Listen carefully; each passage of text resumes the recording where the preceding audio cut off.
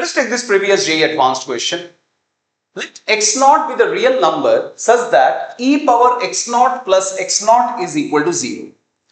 So e to the power x naught is equal to minus x naught. That means graphically we can say that x equal to x naught is a solution. X equal to x naught is a solution of the equation e power x equal to minus x. Now graphically, if we plot the graph of say y equal to e power x and y equal to x, then you can see that we are getting a solution. The intersection of the two graph is happening here, x naught. And that x naught value is of course a negative value.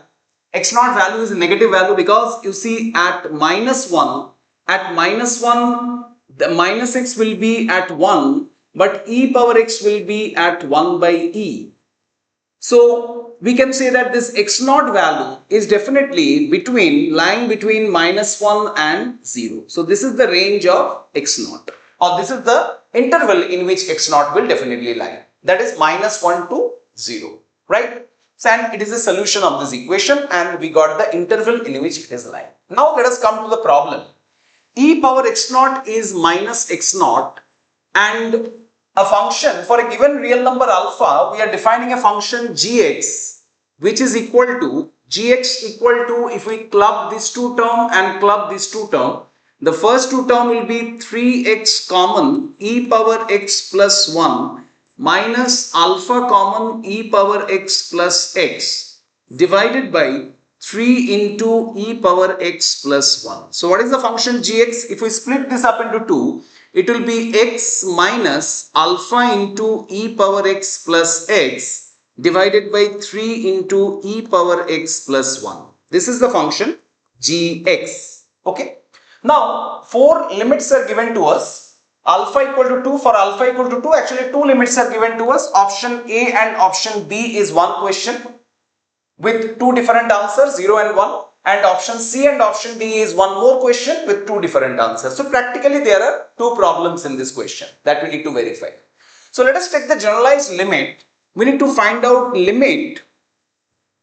We need to find out limit x tends to x naught modulus gx plus e to the power x naught. Now you see e to the power x naught here in the limit can be replaced by minus x naught. So let me write it as gx minus x naught divided by x minus x naught. Okay, I have modified the limit like this. Now, of course, we can transfer limit inside a modulus because modulus function is a continuous function. So we can transfer limit inside.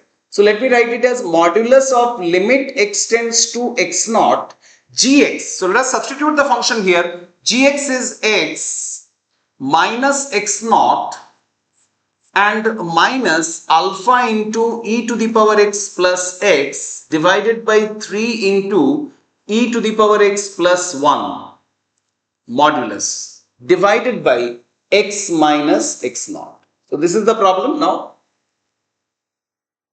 This is the limit. Okay. Now inside again we can split it into 2. If we split it into 2, we will be getting the limit will be, this is modulus of limit x tends to 0, x tends to x naught. The first one will be this factor and this factor will be cancelled out. So that is 1. So we don't need to take limit on that. So we can take this by this is 1 minus limit. We'll take limit on the second part of the function. So let me write it as modulus 1 minus this alpha by 3 factor can be taken out. It's a constant. So alpha by 3 into limit x tends to x naught e power x plus x divided by e to the power x plus 1 into x minus x naught. This is what we are going to get. Now you see that if we concentrate on this limit now, this limit as x tends to x naught, e to the power x plus x, e to the power x plus x is tending to 0 because e to the power x naught plus x naught is equal to 0. That means when x is tending to x naught, the numerator is tending to 0 and this denominator factor is also tending to 0, but this particular factor is tending to some finite value, right? This particular factor is tending to some finite value, that is e power x naught plus 1. And since x naught lies between -1 to 0, so you can easily say that e to the power x naught is a number lies between 1 by e to 1. So it's a finite positive number. It's a finite positive number, right? So I can write it as modulus of 1 minus alpha by 3. We can split up the limit. One limit will be limit x tends to x naught 1 by e to the power x plus 1, which is a finite value in the limiting sense. And another one is limit x tends to x naught e to the power x plus x, e to the power x plus x divided by e to the power divided by x minus x naught. I have split it up into two limits, okay, because this is 0 by 0 form. The second one is 0 by 0 and this one is going to be a finite determinate form. So this is determinate form, this is in indeterminate form. Now let us finally calculate the limiting value. What is going to be the limit value? So it is going to be modulus of,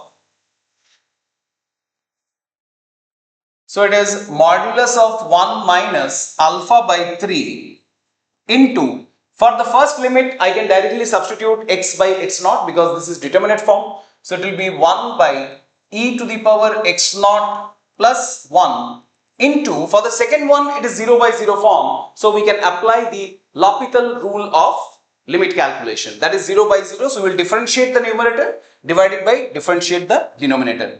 So the numerator is going to be e to the power x plus 1 divided by the denominator derivative is going to be 1, limit x tends to x naught. This is what we are going to get.